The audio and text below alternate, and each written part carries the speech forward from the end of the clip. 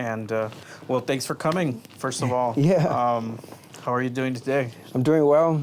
I know we started recording, but yeah, it was nice meeting you for the first time at Tropicasa. Like, that was a pretty interesting night. It was a very interesting art show that I saw. You had like aliens, you had a lot of maíz. Can you tell me a little bit about that idea behind your art show?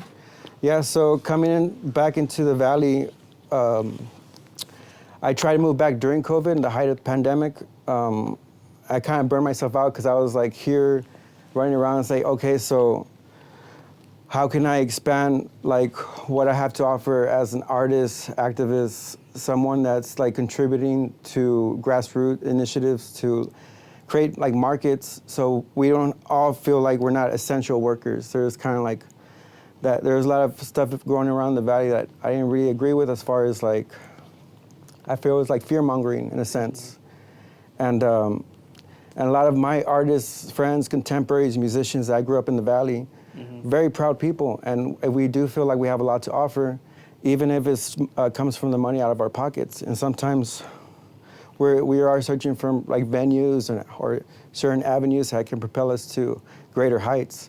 And I think that's a bigger conversation now after the pandemic. And but so one of which is like Tropicasa, it's just an amazing venue, vegan grocery store, thrift shop, and they have a gallery in the back, and sometimes they feature local artists, and I'm glad to be featured again there this week. Last time was during the pandemic, and it was more of a conceptual show surrounding the pandemic. So you mentioned grassroots. Yeah. And can you expand also on what you mean by activists? Like, what type of activism do you support? Do I support? So a lot of the people that I like still talk to in the Valley, I've known from U of H or SEC, and certain university circles that took initiatives to go to the detention centers before they evolved to like detention centers we know now, and farmers, workers' rights, working with Comecrudo tribes and other various tribes around the border, going to Houston too, and like reconnecting with basically roots. A lot of people try to, this color is so amazing. No, it's cool. Try to rediscover their roots, and I found it here, and I found it in Houston too. So in 2009, I moved back to Houston to be closer to my family there, and I've been gone for 12 years. And I thought the pandemic was a great time for me to like really like touch base with the family I had in Reynosa and here, and I felt a greater sense of community because I came in contact with a lot of other people who are doing the same during the pandemic. And during the pandemic, there's cognitive dissonance, I think is the right word to say. Like a lot of people, cognitive dissonance. Cognitive dissonance. So we're all like experiencing absorption of information, and we're not really filtering it like healthy, or we have a difference of opinion and a greater for the greater scheme of things. And that's what that's one of the biggest dividing factors in the Valley. Can you expand a little bit what that is, a little bit more like cognitive dissonance? Cognitive dissonance. So like COVID is a great example, like not understanding where it came from, who should take responsibility, who should be accountable for the deaths and the overall health of places like the Valley, that we have a lot to contribute here with our medical. And even though, like, if you look into the numbers, they're overinflated because a lot of people do come here for healthcare, and the numbers do go up. Yeah. So like people from Mexico come over here. Or we go to Mexico. Yeah. So it's vice versa thing. And so that plays a role in fear. And to me, what I'm preaching here is like fear is the mind killer, like to quote Dune, like one of the books that I turned into a movie. I haven't seen the movie. But like I need to see it. Fear does perpetuate disease more than anything. Yeah. And I don't really need like scientific proof for that. It's just like, it's very clear and present. Yeah. And to argue that in the Valley, it's nonsensical because we are over-policed in some sense, and we are watching our backs. Yeah. And we are kind of afraid of our neighbors and to collaborate with people. And it really, like, as far as I have hope here in the Valley and how I contribute and share positivity so we can lead by example, because, you know, on top of my white privilege of having white skin, I also have the privilege of being outside of somewhere, outside of the Valley, and I have an outsider perspective. And that's one of the things that humbles me in a sense, even though everywhere you go in the Valley, there's people trying to humble you. And that's prevalent here, and I understand that, you know, and I understand people trying to push me down and hold me down too in the Valley. And a lot of people experience that, a lot of people who are just ready to go with their projects or whatever they're trying to implement, you know. And when you say people are trying to bring you down, can you give us an example of how, you know, maybe you've encountered a situation where, you know, you felt that they were trying to push you down? Yeah, as far as like white activism, right? Like, there's a lot of people saying, why should you go downtown and protest against the Trump train? Being that the Trump train is a device in itself, a propaganda device. And it's one of the things to combat something like that is just to purely ignore it. But at the end of the day, we have, when I got there, and this is the height of the pandemic, like 2020 going to 2021, and when the Trump train, like... Yeah, when the voting was in November. And the people who led those trains, they weren't from the Valley, then they were getting checks, like gas checks, so they can come down from Kingsville, other parts, so they can lead these like parades. So when it was in downtown McAllen, I saw. Yeah, we met up in downtown McAllen, I have video. Like, one of the things I do is I have multiple Instagram accounts dedicated to every one of my projects, one of which is Ojo en Trucha Reportajes.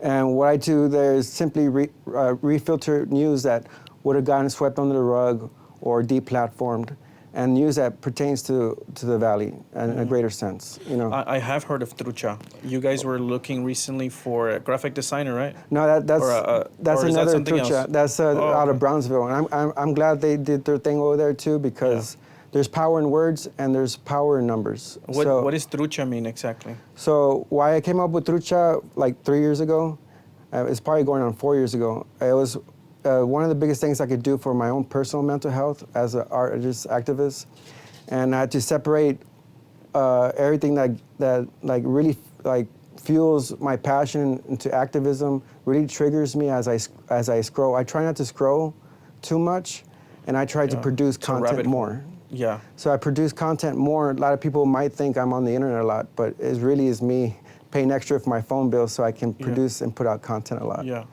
And because I'm sharing more than like being a part of the whole scrolling algorithm. Yeah. And I have multiple accounts solely in that purpose to fight the algorithm, that I might get deplatformed because of my voice, my opinions, or quite simply information that doesn't want to be shared, like for one purpose or another. And not to tread too far of the conversation, like I encourage more people to have multiple pages, because there is, on top of the voice. I have 5 pages. Yeah, then there's power in numbers, and so I'm glad there's someone doing another thing called Trucha in the Valley. Yeah. My take on it is like to also lead by example, and I record. So you yourself have encouraged me to launch a podcast with Ojo en Trucha Reportajes. Oh, really? So that might be broadcasting live at Tropicasa Studios.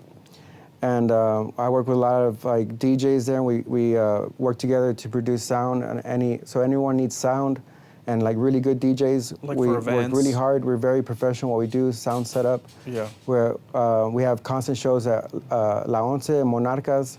Like, you can see yourself that the Valley is really in a cultural shift, and like for the good, you know, because we see what downtown had to offer for the longest. And now that part of downtown is not there anymore. And we have clubs like La Once and Monarcas that are conscientious of like marginalized communities, and they want to open their doors to them too. And we're, as a DJ collective, like, we provide a service of that sound. So not only are you like you consider yourself a DJ, right? I'm a sound artist, but I work a lot with DJs. So off the top of my head, when it comes to artists, I'm known for performance art and very elaborate happenings. So it's like, I'm I'm creating happenings, and I'm leading by example, and I'm very conscientious of the space and the town and city where I'm working at. Yeah. And I invite people to participate in a conversation. For instance, like when I opened my art show in Tropicasa like 2 weeks ago, I gave a lecture there that was generated by AI, artificial intelligence. Yeah. Because I thought it was time for that conversation. It's How a does tool. how does that conversation come about? Like, do you tell it what you wanted to? Because a lot of people, I mean, I'm still confused on how to use it properly. Yes. So when you say a conversation, do you mean like you gave it like a topic and then it generated a conversation, or? Yeah, what do I you gave mean? it a topic, and the more like it's kind of like coding. And the more like buzzwords you give it, the more commands, the more prompts, the more detail, like references to even the style of writing. You can put it like Gonzo style of writing or Shakespeare style of writing. You can articulate it the way Barack Obama would articulate something. Yeah. Or Albert Einstein, and they'll break it down. If you need to write a proposal, like a lot of institutions are not really doing the work anymore. They're having computers do it for them.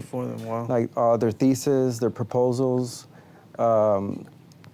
anything really you can get done with AI. And I did that as a performance, as a conversational piece to highlight multiple things that my gallery was sharing. And that was your original questions, like why was my art so elaborate and so scattered? Yeah, But like it was all a piece of like me. Can you touch on that? Like what was the inspiration behind? Because you had a lot of different type of things. You had maize. You had like different sculptures. You had a UFO. Yeah. Like what was your idea behind or inspiration behind all of that? For sure. Well, the name of the art show was called Raspa Cósmica. And that was a reference to a heavy propagandized book written by a Mexican Nazi empathizer called Raza Cósmica. And at the beginning of the Chicano movement in the 60s, it was received pretty well, but then it was like understood as a propagandized book to like that highlighted factors like cultural cleansing and eugenics and stuff like that, like really favoring it. So my whole thing as an artist, like I take back symbols that have been mistreated, just like people have been kind of mistreated. Can you give us an example of one? Like, well, most popular one you saw in the art show is a T-shirt that was given to me that had a bunch of swastikas on it. Yeah. But it had a bunch of signs too, and it was an like it looks like a little 3, but it's backwards. Oh, And, okay. yeah, like that's the prana sign for the sound of the universe, basically a heavy meditation symbol. I didn't know that. And it was a Indian church from India. Yeah. But it was an ancient reference to ancient Tibet, and it's a beautiful symbol, like the swastika, the original swastika. That's not 45-degree angle turned and has dots symbolizing the seasons, and the swastika is a symbol of as above, so below, the turning of seasons, the turning of each chapter, and then it's a promise to that which in next wave there's another wave, and it's ongoing. Yeah. So it's a beautiful symbol for someone like the Nazis to come and take it and propagandize it. Yeah. And it's a very prevalent in our culture, and we can even say the same to corn right now. Right now, what's really fueling me passionately is that now more than ever, the United States is trying to take an embargo, trying to take like a power hold on the production and the trade of GMO corn in Mexico. When for the longest, and it's always been that, and Mexico, there is no GMO corn. There's arguments to be that there's pockets probably growing it illegally or without permission or trying to make some money with like production of like high fructose corn syrup. But for a large scale, like it's really good corn that's still coming out and being produced in Mexico with good Mexican water, with like heirloom, especially in Oaxaca. There's a revival of growing corn the old way, like with the Three Sister method. And that's going into my project Masa, which the art show that you saw at Tropicasa, that's Masa project, which is my project. And hopefully that will turn into a business. I've come from like the counterculture in Houston. When I moved out of the Valley like in 2009, and I barely came back. Yeah. So I've seen a lot of like nonprofits like kind of not do the right thing they say they're going to do. So I want to distance myself from that. But grassroots initiatives is basically doing earthwork with the resources you have among us, Like among earthwork, you. like farming. Farm work, carpentry, like working with your neighbors in your community. That's grassroots. Like going all the way back to how it used to be. And that's basically magic. You know, I think the RGV as a whole is beautiful right now because we have a beautiful spectrum of vendors in arts and crafts. And it reminds me of the old days of the art walk. And that's why I chose that area too to have my art show. It's right across the McAllen Creative Incubator, and I'm really challenging them. I've been talking to the Chamber of Commerce. I've been talking to people that own galleries on 10th Street, on Main Street, but they are already jaded. They don't want to associate with the internal politics of the city and Chamber of Commerce. They don't want to open their doors. They don't care to collaborate with local artists of different ages. When you say and they've told me this. When you say they're jaded, can you expand on what you mean? Well, it's easy to get jaded, and especially with dealing with the local politics of whatever, what have you. And especially these are older people that have spaces, art buildings, art galleries, art, just art in general. They're profiting and they're branching off of the art district that's almost going to be ceased to be because all the business is going to North McAllen now because of the shift of down to McAllen. So where does that leave the art district? And I've spoken to Michelle, and she's told me, the director of Creative Incubator and the financing of Chamber of Commerce. She led me to Jose, the other director, and they're just leasing space to tech companies that are going to finance and keep that space open. And they're not. There's a lot of other ideas that could be implemented that are like that can be worked with, like a lot of vendors and regrow the art walk from the ground up, like what it used to be. And that's to me, that's a civic duty. You know, I'm doing a civic duty. My contemporaries and my friends are doing a civic duty. It's money from our pockets. And yes, we can celebrate the Valley that everyone's doing DIY stuff. But at the end of the day, there's entities, there's institutions, and there's financing through taxation that we're owed through the arts that should be funded mindfully, responsibly, and conscientiously. And for the longest, I've been looking up to internal politics of IMIS, and they've been getting financed by large car dealerships. So, and the car dealerships, they have a lot to pay because the Valley was built by car dealerships. Before the car dealerships, they were horse traders. They all had horses, and they would like fight each other, steal each other's horses. They'll kill each other for horses. And now the families we have are the ones that survived all that. And now these are like high Republican families that think they know art. They think they can facilitate art. They think they can buy art. They think they contribute to art, but they don't. These people are in our way. They're in our way of a wide spectrum of people, young people, the youngest people, and the people who are getting the shit end of it are the toddlers or the kids because they're using them as tools to say, oh yeah, we're going to help these group of kids that come from marginalized communities. So let's give them the funding, and yeah, we should do so. But this can happen in your own communities, in your own taxes, in your own spaces, in your own towns. There's no reason why, no one's caring about young adult artists. Like, what happens when they grow up? I'm someone that started off at the Creative Incubator, playing bass, playing guitars, and I got the hang of it, and I elevated to throwing shows there myself, and it was a very community-oriented thing. And then everyone had a window of how they can contribute, and so what I've been experiencing is that there's a lot of career academics, there's a lot of career politicians that want to be in the limelight of some type of social class. But really, they're getting in the way, and they're using rhetoric to kind of bind the time.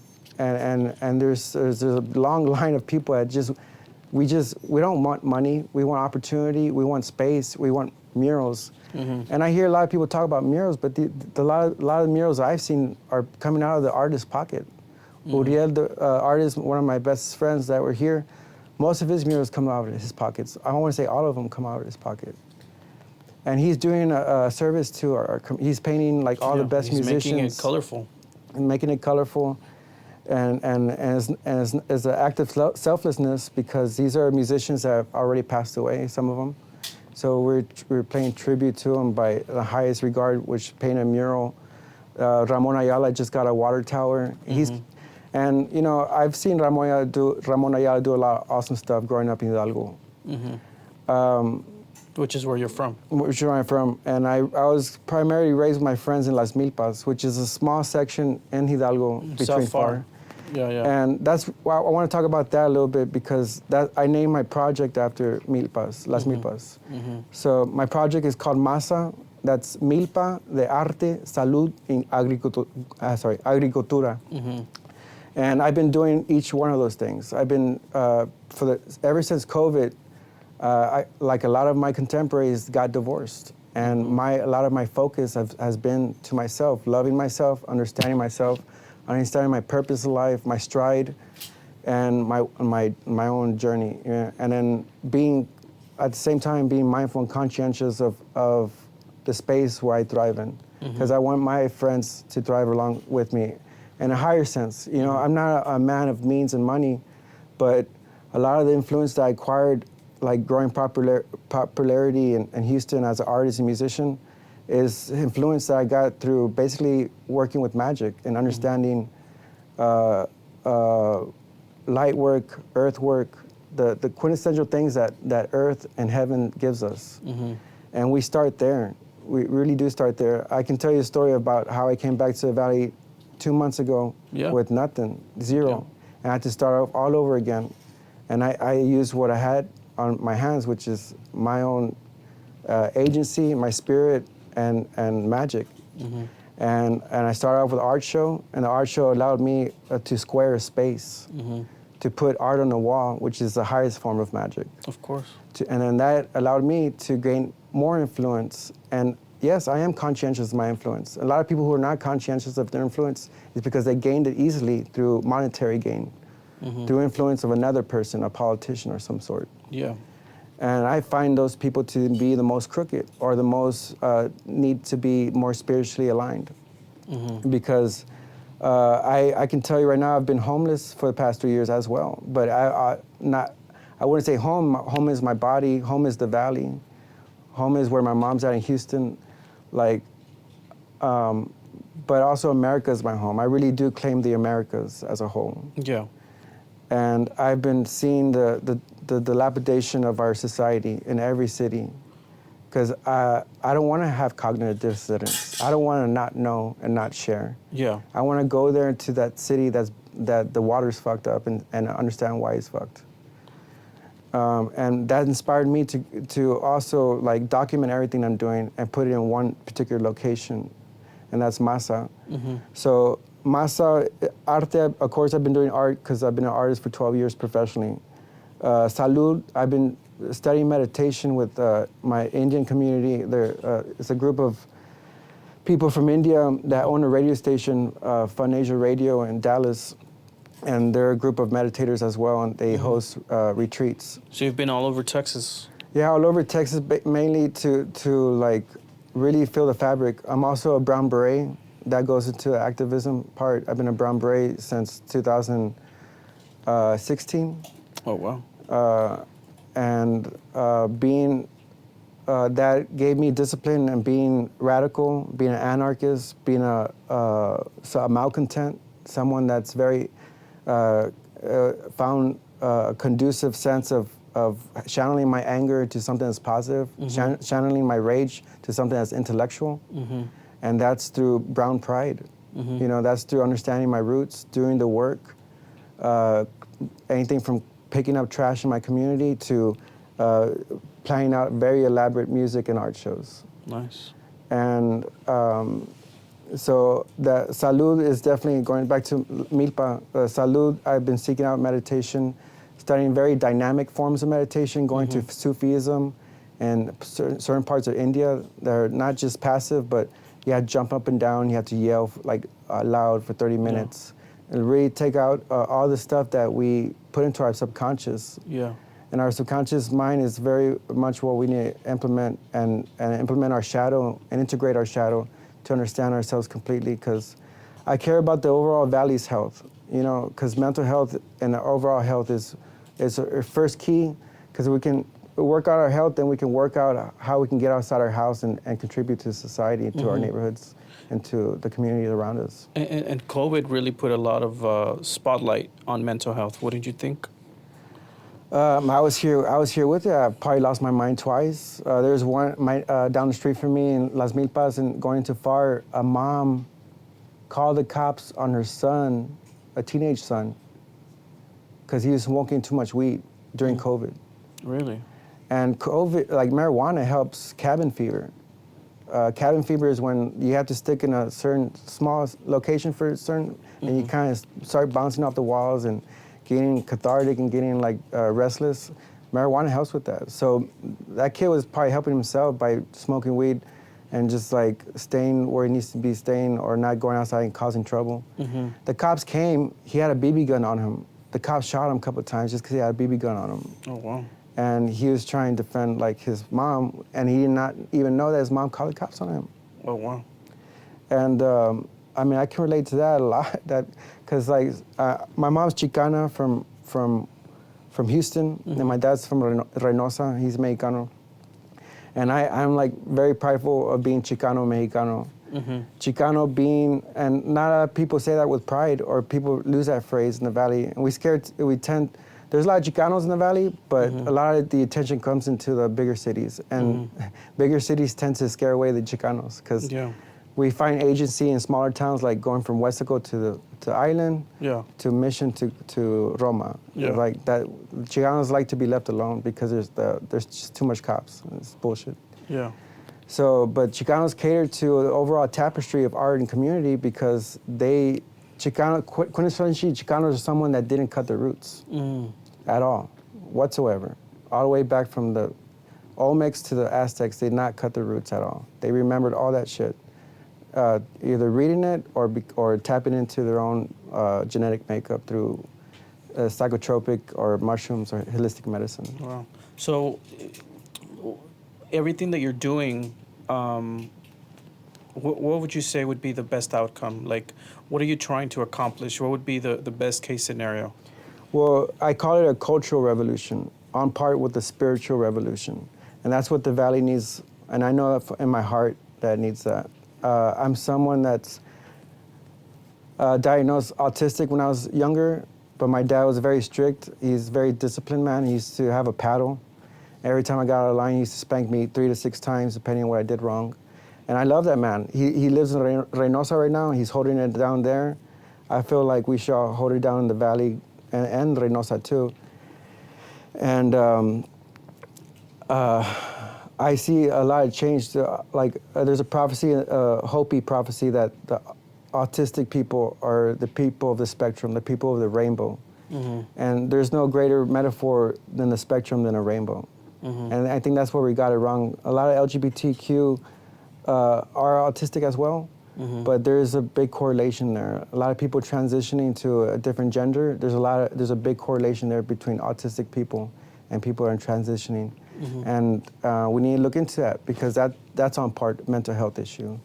Diabetes run rampant is a mental health issue. Yeah. And a lot of stuff gets swept under the rug during COVID because we just blamed it on COVID. The hospital, it's known now that the hospitals got more money because they checked everything off as COVID, even though someone might have died of a heart attack or. Yeah, they just put COVID. That happened to my friend. He died of a heart attack. Oh, wow. And I'm not trying to be I am trying to be. My job is to kick the hornet's nest, to agitate, because I, along with my titles as artist, activist, musician, in a spiritual realm, there's archetypes that we adopt and logos that fuels us to a greater sense of ourselves, and that's like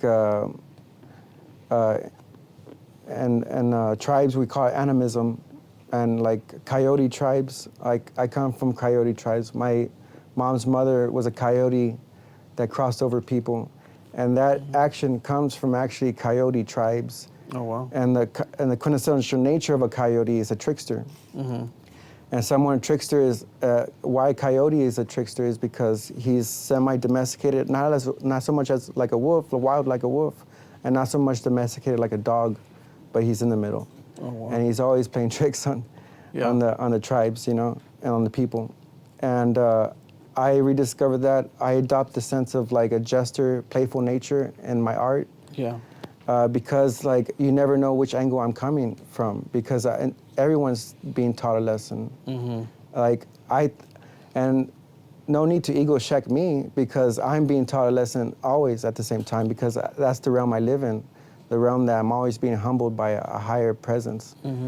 And not only that, but like to have an ego problem and take copious amount of psychedelics, that's just not possible, because or meditation. You know, introspection as a whole kind of cures someone that might be suffering from narcissistic rage or a because I find in art circles that you find more healthier narcissists in art circles, because quintessentially people are channeling all that narcissistic rage into a creative element. And that's where you get a healthy ego. I think you have to believe in yourself in order to be an artist. Because if you don't believe in yourself, I feel like you wouldn't have the capacity to go forth and bring about this creation that you're doing. Yeah, that's true. So I think we all have a little bit of it inside of us. I heard one of your interviews before, and you said it was like a calling. Like every artist has a calling, and it's something that they tap into or jump on. Yeah. And that was a good reference that you said. I think you're interviewing Uriel, which is a good friend of mine, and Uriel, when he faced the Picasso painting, I was an artist down the street from that studio he was staying at. And that inspired me. That was like, hey, you are an artist. Jump on this because the time is now. And I'm someone like him and like a lot of my contemporaries that in 2012, it was a calling. In 2011, going to 2012, there's so much going on. Not just the whole Mayan prophecy thing, but there's Occupy Wall Street, and there's Occupy Houston, which is a big factor. All those people dropping out, basically it was like the 60s. A lot of people were quitting their jobs, not wanting to work for these like big tech companies or insurance company banks that are fucking up the whole, like, I think Wells Fargo in 2008, the market crashed for like realtors and stuff like that. Yeah. And that kind of trickled down to Occupy Wall Street. But after that, after the Occupy cleared, so many collectives happened there, so many co-ops, some grassroots initiatives, art collectives, nonprofits, helping various types of, and they found all that through dropping out and rediscovering a community. Yeah. Through activism, through environmentalism. You know, and it's funny because when I was younger in college, a lot of us were environmentalists because that was the start. Like we saw a passion and injustice that was not far from us, and we wanted to speak up or find a voice in that. And then we get older and we go through different experiences and we find other things to be passionate about, other activism, like actions to hop on. And you know, I'm someone that's tapping into my own truth. Right. So I own these titles because I'm owning my own journey. I'm owning my own path. And if I have to adopt these archetypes, then so be it. You know, and to go back to the archetypes I'm adopting is a jester, in a greater sense, which is a coyote, Quetzalcoatl, we talk about Jesus a lot, and Jesus is an amazing person, Christ figure. Everyone should aspire to a higher Christ consciousness, like the teachings of Yahweh. Yeah. But if you were to ask native people around here, our Jesus down the street is a blue deer that eats peyote, and the blue deer that takes us to the salt mines, and takes us to the peyote, the medicine, when we're sick. And that blue deer is blue for a reason. Why is it? Well, it's once you eat the medicine, like you see a blue deer, like, and that's like his aura. But there's also a lot of sacredness. What is that blue deer called? Well, the Yaquis have a spring dance dedicated to him every year. And who are the Yaquis? The Yaquis is a tribe in Sonora, Mexico, going up more Sonora. And then that tradition goes into Arizona, goes into New Mexico. And it's basically honoring the deer that telling us that the spring is coming. Oh. So the rising of Christ again. You know? Yeah. So they put on a deer hat and they shakers and they do a deer dance welcoming the spring. And that reminds everyone, okay, it's time to harvest, it's time to eat, it's time to procreate. And that's our Christ figure here. You go to Central America, it's a dragon, a serpent dragon. And that serpent dragon, like the blue deer, taught us about agriculture, taught us about the medicine. Tenochtitlan, no? Tenochtitlan, yeah, going into the pyramids. He has his own pyramid, the pyramid. Yeah, it has the snake in the pyramid. And then we're finding out that pyramid is not so much a pyramid, but it's also a sundial. It's all mathematics, it's all technology. Yeah. Like, and a lot of people don't want to claim Chicano, and that's fine. You don't have to claim Chicano, but there's a rich, very intellectual history of all these ancient pasts that we have. And it's so empowering once you tap into it. Like, all these stories are mathematical languages of the cosmos. There's I went to the pyramids about 2 years ago during COVID around December. And they were showing me how when you like clap at a certain point in the pyramid, it brings back the echo. Have you seen that? Have you read about it? Or I haven't been there, but yeah, I've seen those videos. So I was like, I wonder why they created it so that you could hear the echo back. And I was thinking maybe it was because music has been prevalent in their society and their culture, and maybe it was created that way so that it could be amplified to the surrounding areas. And I don't know, I just think like music was a big part, and it still continues to be a big part of culture. Today, around that area, they speak in whistles también. Like, yeah. They even have those like little jaguars where you blow into it and it creates that jaguar like noise. It was really interesting. I would like to go back and get a little bit more time to explore everything, but I always thought it was so interesting seeing all that. That's a fascinating topic, mainly because it highlights cultural appropriation in some sense. Because like being conscientious and hyper conscious, aware of all life around you, gives you a different way of speaking, engaging with life. And I like to talk about cultural appropriation because that seems to be like leading us back a lot too, and I find in certain circles. Because a lot of people tell me I'm cultural appropriating because I'm getting sacred masa from Mexico, importing it here in a very fair way, and cooking the food as if our grandmothers were to cook it and sharing it. Yeah. Or capitalizing on it, which I'm not much of a capitalist, but goddamn, I have to start somewhere. And then I've had my steps with capitalism as an anarchist, but our ancient past or our ancestors are all capitalized. Is this appreciating advanced civilizations that already had sources of like commerce and trade. Yeah, we just helping other people with their craft. Yeah. So, but like to culture appropriate, damn, we can go far back to the birds because most tribes all over the world, the reasons why they have feathers and those elaborate colors is because they're appropriating the mating rituals of birds, spiders, any other colorful creature, because we learn from each other, and we all learn from each other, and that's the human ego, not understanding those things. Because if you live in a big city, your life, all you have to compare yourself to is other humans, and we get lost in that kind of grid. Yeah. You know. Do you have any upcoming shows or exhibits where people could go check you out? Yes. So on June, Cinco de Mayo, coming up, Cinco de Mayo, 707 Cafe, that's owned by Rick. Rick has done an amazing job at producing like badass shows at Yerberia Cultura, when it used to be Yerberia Cultura back in downtown. Yeah. And now he has a badass coffee shop that I'm gonna go check out right now. Chale Booking, my homie Chewy from Chale, he's putting on that show. A lot of amazing bands. If I can read out some of the bands on the flyer, that's why I want to get a proper shout out. But what I'm going to be doing there is playing music. And I'm one of those artists that, you know, I do a multitude of things because I find discipline in being so out there by coming back down and implementing them in drawings, paintings, music.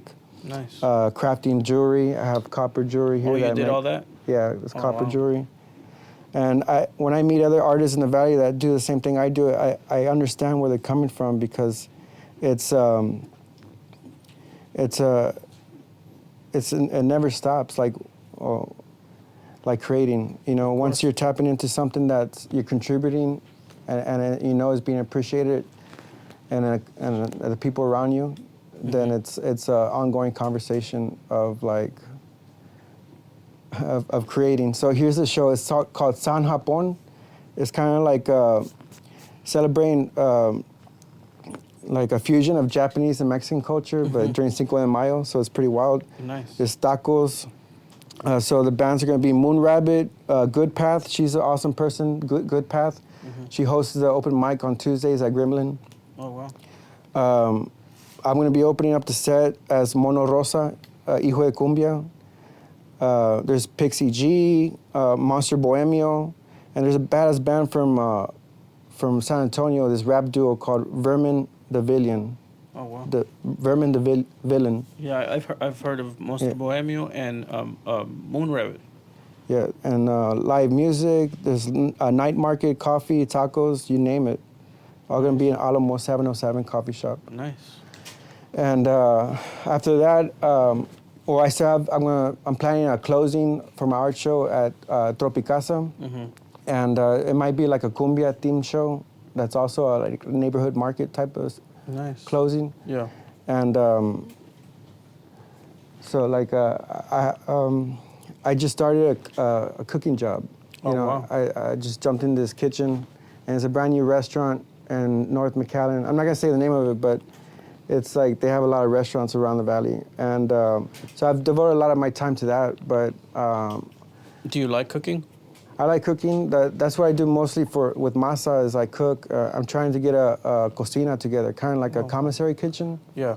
And we're waiting for the license to kick into that. So there might be a commissary kitchen coming soon. Nice. Because, you know, to get back to Las Milpas, to make it full circles. So my project is Masa, at Tropicasa, and you can check out my exhibit, and it's Milpa, and that's named after Las Milpas, which Las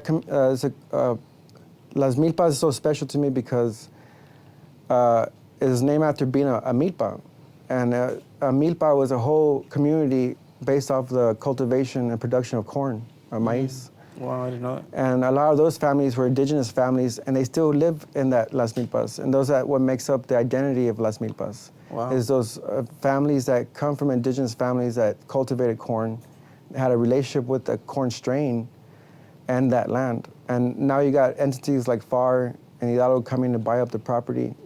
When a lot of those people, they can do whatever they want with those properties actually because they have, it came out on the Discovery Channel once, a long time ago. They have sovereignty of that land. Oh, wow. And not like a reservation would. Yeah.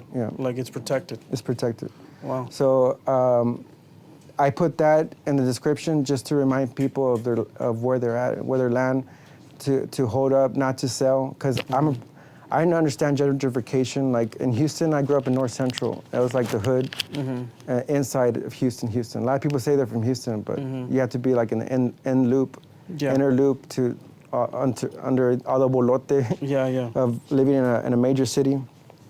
And I saw my neighbors get kicked out, and their houses get trashed down, bought out, back taxes. My grandfather's house, that was my mom's house.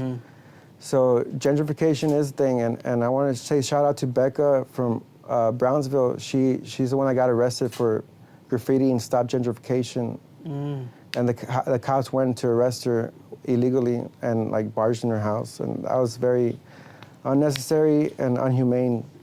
And you know, and they say a lot about funding of arts, but I don't see it. You know, and there needs to be a lot more initiatives to people with influence and who are playing the political game to really create avenues for artists to just go show up and do the paint. Because if we have to worry about making the money, getting the proposal of the building, looking for the people who are going to sponsor the wall, and then that's like a lot of work on us and everyone. Like we're already doing the work by being an artist in the Valley. That's true. Like it's and then it's really just opening your doors. Really, like we want to open the doors to our venue, to have more people to collaborate, create more conversations, to see where the future's heading in the Valley. Because it's interesting, all this tech innovation. Like before I moved back to the Valley, I was in Austin, and I saw like where like all the tech places are just like buying up everything. And it reminds me of what's going on in Brownsville. And I can see them having a thrivable art community in Brownsville just because of the tech innovation. There's more money going into education and more money being spread in general because of that movement of tech circles and money. I wanted to ask you one last question. If you could give advice to anybody about self-improvement, what would that advice be? That's an interesting question, because I try to work a lot on myself, like, because I'm someone very opinionated, but I've been a quiet person most of my life, very conscientious observer for most of my life. And I really I would say the biggest advice is respect the biology of aging. And what I mean by that is, when Jesus turned 33, that like a lot of stuff happened to him for a reason. And that a lot of the Bible and a lot of what that means is a metaphor for the 33rd vertebrate going into the spine. We have 33 vertebrates going into the spine, and then the information that goes through the central nervous system through that vertebrate goes into the pineal gland, and it produces these chemicals we need that cater to our overall health, that need to be produced through regular sleep, a healthy sleep pattern, circadian rhythm, a moment to yourself. And that could be, if you don't want to have the discipline of meditation, then you can adopt certain meditations. And that's, drawing is quite simply one of them. And that any moment you get to introspect is a meditation in itself. So introspection is key to knowing thyself and where you're at in life and what your purpose in life is. Because I'm a bad meditator, you know, I don't do it regularly as I should. When I started meditating, like it was like basically like being it was a culture of meditation. So that's why they confuse it with cults a lot. Yeah. Because like being in a house full of vegans is basically being a cult. Like it's just you're surrounding yourself with a culture of activities. Yeah, with a certain idea. Well, I just wanted to add a little bit more about the overall health in the Valley. Like, I try to give myself time to like really absorb the information in the Valley, because there's just so much to absorb, and I don't want to be too much ahead of myself. But I feel there's a lot to say and a lot to contribute, and I see a lot of my contemporaries voicing their opinions, and we shouldn't be afraid to voice our opinions. There's a lot of like cancel culture going around, but I think that's just a dawning to something that was we're all getting used to technology. In a sense, memes back then weren't memes now. Memes are always evolving. I would even argue that cancel culture is a meme instead of a phenomena or a political movement. That's true. Or so. And because they're putting words very elaborately with rhetoric in a post that's screenshot. A lot of my best art is screenshots because I can't post those things again. You know, I test the boundaries to to not only Facebook but to our day-to-day reality. From Hidalgo, I go to Hidalgo, and I recommend people to go there and do the bike trails, do the bird walk, and watch the birds. Because if we don't do that, they're just going to shut down the border and like take away these sacred spaces that we have already. Yeah. There's a tree in Penitas. That tree is important to any other life here in the valley because it's more than 500 years old. Yeah. Probably more. And it's a cypress. Cypress. Who's his name is escaping me, but he was the Aztec. He was the Mayan leader. Montezuma.